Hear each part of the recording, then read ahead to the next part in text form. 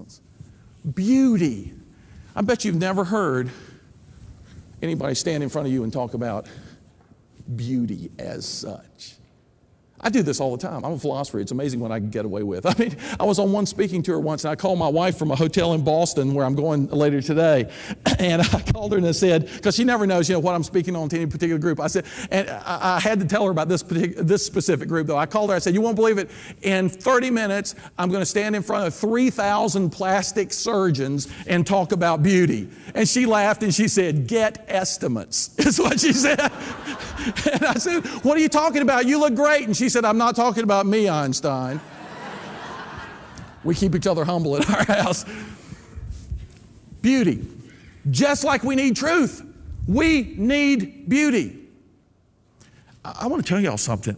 In my years at Notre Dame, I started off like every other philosophy professor, teaching in wrinkled, dirty tennis shirts and old khaki pants and beat-up tennis shoes. And then I decided, I'm going to honor my students. And I was the only philosophy professor who started showing up to class in nice suits and bright ties and occasionally bow ties and bright, colorful clothes. And my students on the course evaluations loved those ties. It meant my boyfriend's coming from Stanford on Monday. Could you wear one of those crazy bow ties? I mean, they got into this. And I'd use bright overheads in the classroom, all kinds of colors, multicolored.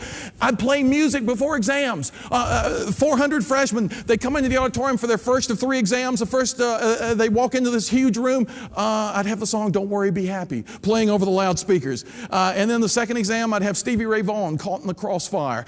Just a raucous rock and roll.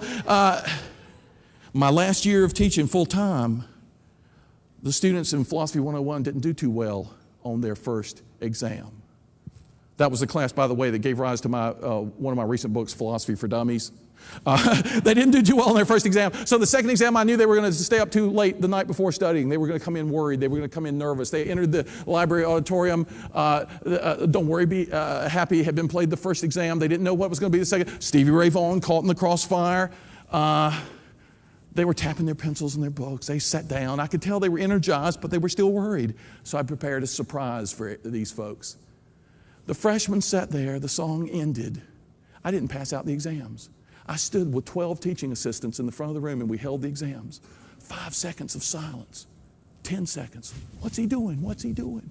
All of a sudden, 7 doors in the back of the room got kicked open. Boom, boom, boom, boom, boom, boom, boom. In came the Notre Dame marching band. They surrounded the freshmen and played the victory march. The freshmen went crazy. They jumped on their chairs. They were clapping their hands. They were singing the victory march with the band. They gave the band a standing ovation. Every single student made a higher score on that test than the previous exam. One kid came to me at the end and said, "Professor Morris, how did you think to bring the marching band into the philosophy class to play the victory march?" I said, "Why should they just do it in the football stadium where it doesn't do reliable good anymore? Why not in the philosophy classroom where it really matters? What are you going to do for the final exam?" Well, maybe fly over of Navy jets, whatever it takes. I don't know. But you know what? People respond to the aesthetic. People respond to the aesthetic. I sat on a front porch one day. Geez, I wish architects would bring back front porches. I've had some of the best conversations in my life on people's front porches. I sat on a television producer's front porch one day. Norman Lear owns a house that Robert Frost used to own in Vermont, and it has one of the greatest front porches I've ever sat on. And I met that day I sat and talked for 6 hours with Lear, with the dean of the Harvard Divinity School, and with Tom Chappell and his wife Kate. Do y'all know the name Tom Chappell? Tom's of Maine, toothpaste, personal care products, one of the most amazing companies in America. Tom said to me, "You wouldn't believe the most important thing I ever did for employee morale. I think it's going to surprise you." I said, "What's that?" He said, "We do surveys, employee morale all the time. And we've done daycare and good works in the community, paid volunteer time. We do this, we do that, profit sharing. Everything has made a difference. The biggest difference anything has ever made, I had a dream one night. I saw baskets of fruit all over the workplace." He said, "I came in the next day to my executive meeting and said, guys, how about if we put baskets of fruit all over the place around here?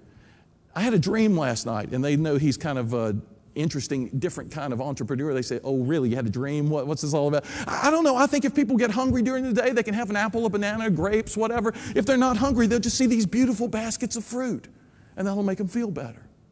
"Okay, Tom, if you think so." He said, "We put out baskets of fruit, wicker baskets of fruit. Within 2 weeks, the employees were restocking the baskets on their own initiative. They were telling their friends about what a great place this has become to work. On the next employee morale survey, results shot through the roof. I have never seen such a response to such a small thing. 2 weeks later, I was in El Paso, Texas, speaking to 150 corporation presidents on success. I told the story about Tom Chappelle. At the end of the talk, a guy came up to me, Rick Francis Security Systems in El Paso. He said, I did the same thing. My people were having Twinkies and Cokes at 10 o'clock or 11 o'clock, and they'd have this sugar high, and they'd crash, and in the afternoon, everybody was just asleep, basically. I said, I got to get more out of these people. I got to get more productivity out of my people. I can't let them be having Twinkies anymore. I know. I'll put fruit around. I'll buy fruit in bulk. I'll put it all over the place. That way, there'll be more productivity. He said they started telling their friends. People started showing up for job interviews saying, I hear this is the place that cares about its people. This is the company with a heart. And he said, yeah, that's us. He said, I had no idea the PR we were going to get from these stupid fruit baskets. A week after that, I was in Portland, Oregon, speaking to 250 presidents of companies. So I told them about Tom, and I told them about Rick. And a guy came up to me sort of depressed looking afterwards, and he said, I like your story about fruit baskets. But what can I do? We make fruit baskets. It was the president of Harry and David, the fruit basket company. I said, I don't know, we can bring in the Notre Dame marching band, whatever it takes. The point is not fruit baskets. The point is not the marching band. I've seen a factory floor cleaned up and productivity increased. No other change. They just cleaned the place up. Ricardo Semler in Brazil, Semtec. Amazing story. He let people in a factory pick out the color of their uniforms. He let people pick out help pick out the location for the new plant. He said, paint the machinery any color you want. And they said, okay, there's this famous Brazilian artist we want to have paint the machine. He said, okay. He saw the most amazing, he's written this up in a book as well. Ricardo saw the most amazing results coming from people working in an environment that they considered beautiful.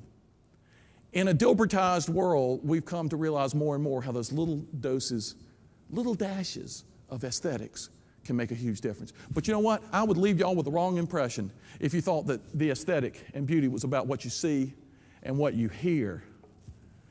There are two forms of beauty in the world. There's external beauty, and I don't mean just the beauty's only skin deep kind of beauty. I mean the beauty you see, the beauty you hear, the beauty you smell. We have too narrow a definition of beauty these days. Mathematicians talk about beautiful theorems. There are so many forms of beauty that we are losing track of in the modern world. The most important of which, recognized by all the great ancient philosophers, performance beauty. That form of beauty experienced by Michael Jordan in a beautiful move to the basket. That kind of beauty experienced by my daughter as a dancer in the Nutcracker. Distinct from what I experience sitting in the audience. Every human being has a need to experience performance beauty in their lives. A guy who has a boring job where he can do nothing creative, go to his house and look at the woodworking shop he's got in the garage. If we could unleash some of that creativity in the workplace, if we could help people create a beautiful solution to a client's problem, if we could help people create a beautiful new process for doing things, if we could become more attuned to the need for creativity. These are the deep roots behind what's been called empowerment for 20 years now. Empowerment is about an experience of performance beauty. We could talk about that for a whole hour, but let me just leave you with this thought on beauty. Help people to feel like they're making a creative contribution. Then you unleash all kinds of commitment that otherwise wouldn't be there.